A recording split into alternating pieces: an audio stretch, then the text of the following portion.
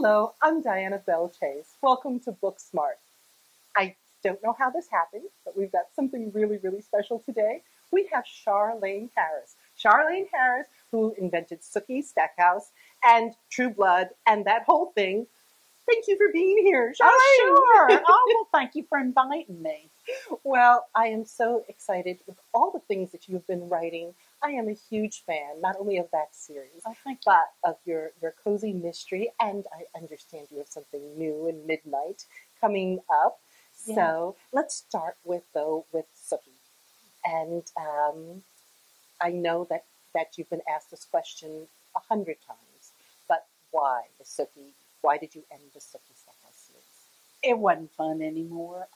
When I write, I'm entertaining myself primarily. Mm-hmm. I'm my own first audience. And I think when you're about to start a book and you think, that's the time to do something different. Because when you start a book, you're supposed to be like, yes, I get to start another book. So it was time. I had told the story I set out to tell. Mm-hmm. And I'd been writing those books for so long, I don't think my daughter could remember when I wasn't writing them. And it just felt stale all of a sudden. Mm-hmm. Well, I'm sorry for asking the same question everybody does, but I know my viewers want to know this. But I do remember seeing you at Sleuth Fest and you talking about how you felt about making Sookie a fairy. Sookie has some fairy blood. Mm-hmm. And I came up with that a few books in. I knew there was something different about her, but I didn't know what it was. And all of a sudden I thought, well, if she's got fairy blood, that would explain why she's, like dynamite with the vampire crowd. Mm-hmm. And it would explain a lot. So I ran it through my head several times to say, what flaws can I find in this? Have I said anything that directly contradicts this? I'm not a big planner. Mm-hmm. But everything seemed to be go on that. Mm-hmm. It was like a revelation that I got. But I thought you weren't too happy afterwards that you did it. I was okay with it. I wasn't okay with some of the other things I did in the books about that time, which turned out to be, big mosquitoes that came up and bit me later. Mm-hmm. Like the very controversial blood bond issue. And I just didn't expect the degree of reader involvement. It was like most readers were great, like 99%, but it's the vocal 1% that make you wonder if you're in the right occupation. Mm-hmm. Well, I know Nora Roberts just recently wrote a piece on that, and I think Allison Brennan also wrote a piece on that on their blog saying, if you don't like what I'm writing, please go and pick somebody else. Please go pick on somebody else. I just don't write by committee. Mm-hmm. A book is a personal thing to me, and I write it to the best of my ability. If that disappoints people, there are many other wonderful writers they can read. Mm-hmm. If I make mistakes, they'll feel free to point them out to me because nobody has ever hesitated to do that, and I do make mistakes. Mm-hmm. But I have the right to give my characters the fate that I see fit for them. Mm-hmm.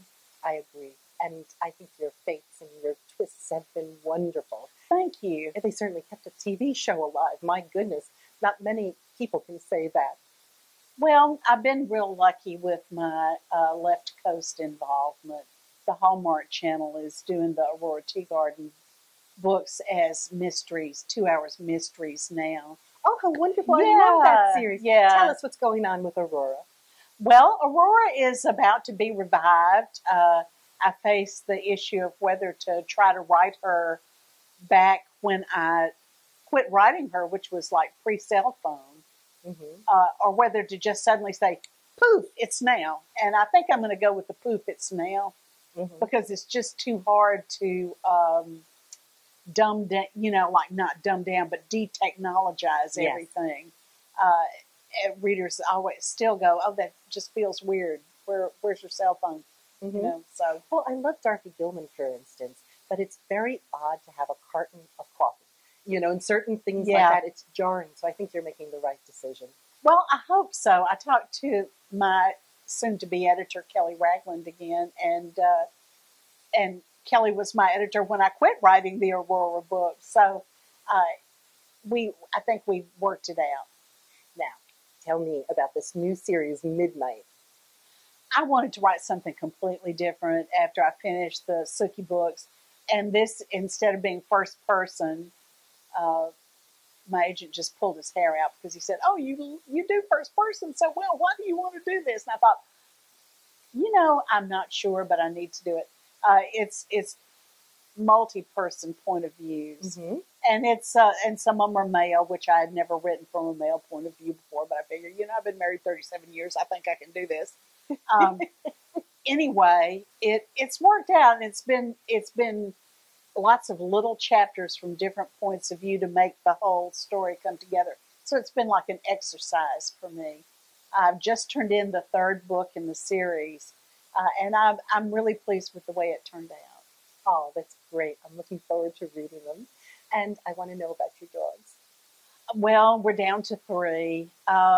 But they're all rescues. Mm-hmm. Our oldest one is 16 now, so he's not doing very well.